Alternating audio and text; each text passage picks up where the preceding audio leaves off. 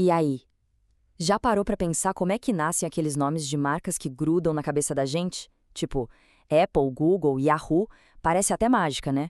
Mas a verdade é que por trás de cada nome desses, que a gente acha memorável, existe um processo, uma baita estratégia. Hoje a gente vai mergulhar nos bastidores do naming profissional, usando como base as ideias do livro Logo Seve, para entender como é que se transforma uma simples ideia numa marca icônica. Bora lá? Essa frase dos autores do livro, nossa, ela resume um sentimento que, fala sério, todo mundo já teve. Escolher um nome para um negócio, para um produto, é um desafio gigante. É uma mistura de criatividade, com pressão e, quase sempre, uma dose bem grande de frustração. Mas, ó, a boa notícia é que não precisa ser um tiro no escuro. Existe um caminho. Então fica a pergunta: qual que é o segredo? Será que os criativos ficam lá, sentados, esperando um raio de inspiração divina cair na cabeça? A resposta, como a gente vai ver, é um sonoro não. Existe método, sim. Um método comprovado com uma série de etapas que guiam todo o processo. E isso garante que o resultado final não seja só um nome bonito, mas que ele seja poderoso e principalmente eficaz. E o primeiríssimo passo para entender esse método é a gente esclarecer uma confusão que, olha, é muito comum. Vamos começar por aqui. Branding não é a mesma coisa que marketing. Pode até parecer óbvio para alguns, mas entender essa diferença, isso é a base de tudo que a gente vai conversar. A agência Wow Branding, que escreveu o livro, dá pra gente uma fórmula que é simples e, ao mesmo tempo, muito poderosa. Pensa assim, branding é a soma da cultura da empresa com a experiência que o cliente tem em absolutamente todos os pontos de contato. Não é uma campanha, não é um anúncio, é algo que vem de cima do comando da empresa e que define, sabe, a alma da organização. E essa tabela aqui deixa a diferença bem clara. O branding é a estratégia, é o porquê a empresa existe, é o alicerce, a fundação. O marketing, por outro lado, é a tática, é o como essa promessa toda vai chegar no público. Ou seja, o branding define a promessa e o marketing conta essa promessa para o mundo. É como construir a casa primeiro para depois convidar as pessoas para conhecer. A ordem importa. Ok, com essa base bem estabelecida, como é que uma empresa encontra seu diferencial de verdade? O livro apresenta um modelo estratégico fundamental para isso, a Zona Wow. Exatamente aqui que a mágica começa a tomar forma, que a gente consegue identificar a verdadeira vantagem competitiva de uma marca. Esse modelo se baseia em dois eixos. Imagina um gráfico. Na linha horizontal, a gente tem o que eles chamam de gas factor, que basicamente mede o nível de desejo e apelo emocional. E na linha vertical, a gente mede o quão único no mercado algo é, ou seja, a sua diferenciação. O segredo todo está na combinação desses dois. Vamos olhar mais de perto para esse tal de gas factor. A sigla vem de Get Attention and Sustain, que em bom português é gerar atenção e sustentar o interesse. Não é só uma coisa racional, sabe? Uma marca com um gas factor lá em cima é aquela que empolga, que gera conversa, que cria uma conexão tão forte que as pessoas querem fazer parte daquela história. Então, aqui está o pulo do gato. Não adianta ter um sem o outro. Pensa comigo. Se algo é muito desejável, mas todo mundo faz igual, é só mais do mesmo. Agora, se é super único, mas ninguém se importa o que é aquilo, também não adianta nada. A verdadeira zona wow acontece bem ali, na intersecção, onde o desejo encontra uma diferenciação que se sustenta. Certo.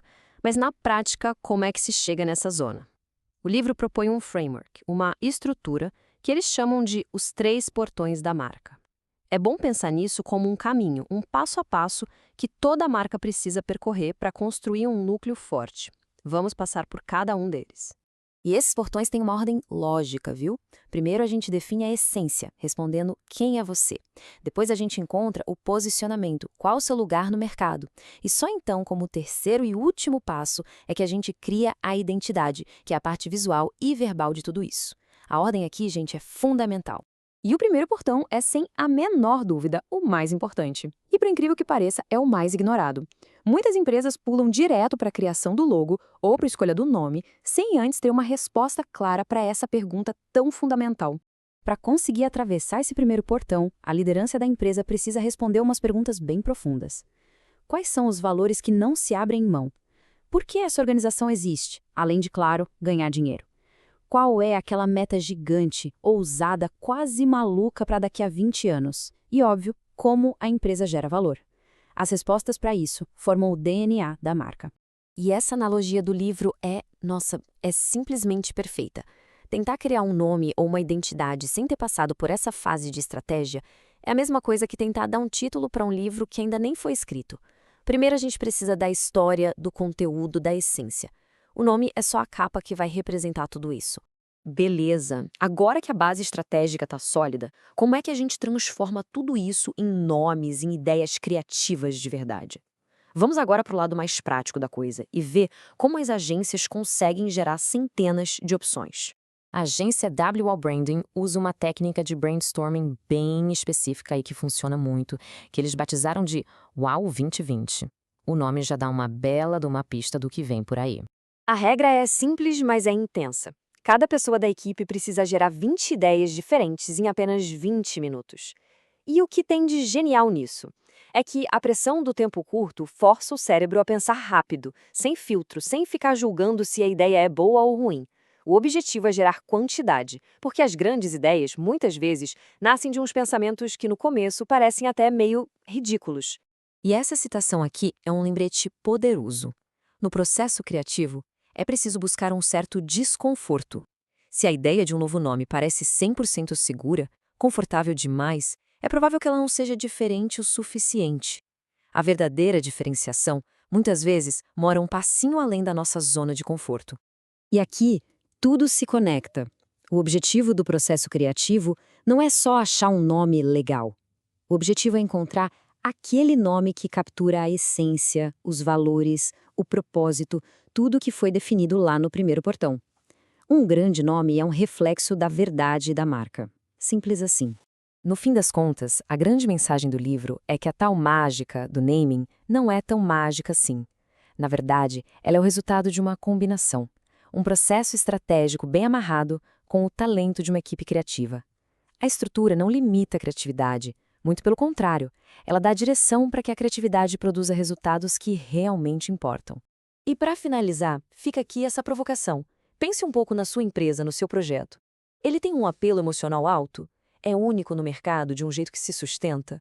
Ou está ali, competindo no mesmo espaço que todo mundo? Entender esses conceitos é o primeiro passo para construir marcas que não apenas sobrevivem, mas que se destacam e, quem sabe, marcam época.